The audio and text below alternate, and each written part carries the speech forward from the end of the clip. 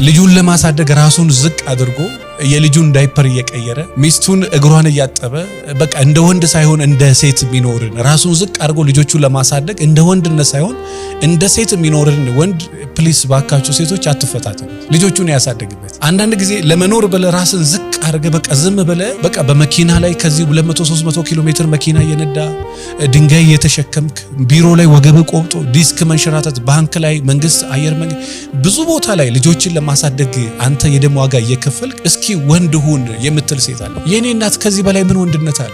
ልጆቹን ለማሳደግ የደም ዋጋ ከመክፈል በላይ ምን ወንድነት አለ? ምን አይነት ወንድነት ነው አንቺ የምታውቂው? ወንድ መሆን ለኔ ልጆቹን ለማሳደግ ጎንበስ ብሎ ዝቅ ብሎ የደም ዋጋ የሚከፍል ወንድ አለ።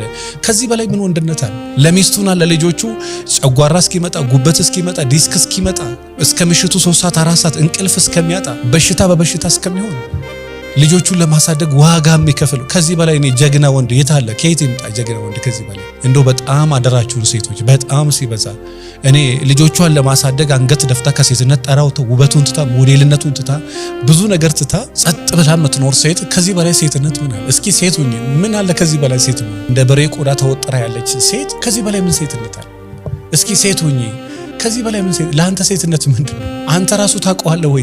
ሴትነት አንተ ያልከው ነው ወይ ሴትነት? አንቺ ያልሽው ነው ወይ ወንድነት? እና ኢትዮጵያ ውስጥ እንደው በጣም ሲበዛ አደራችሁ ባካችሁ ልጆቻቸውን ለማሳደግ አንገታቸውን ደፍተው የሚኖሩ ሴቶች አሉ። በቃ ሁሉ ነገር ትተው የሚኖሩ ሴቶች አሉ። ልጆቻቸውን ለማሳደግ ዝም ብለው የሚኖሩ ወንዶች አሉ። የእውነት በጣም እየደከሙ ዋጋ እየከፈሉ ዝም ብለው የሚኖሩ ወንዶች አሉ።